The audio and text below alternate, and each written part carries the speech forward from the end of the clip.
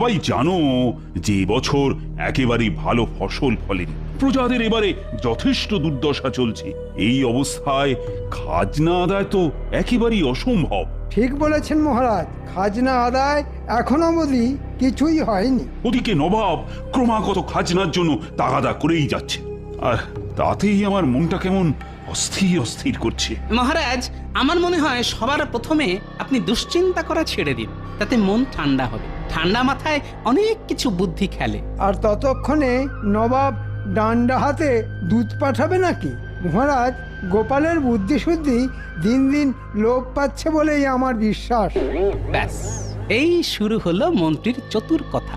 মন্ত্রীমশাই নিশ্চয়ই মহারাজের দুশ্চিন্তা দূর করবার জন্য ইতিমধ্যেই অনেক উপায় ভেবে ফেলেছে। সে উপায়ের কথা আমি পরে শুনবো, আগে আমি রাজজ্যোতিষীর কথা শুনতে চাই। তুমি তুমি আমার হাত দেখে কিছু বলতে পারবে রাজজ্যোতিষী?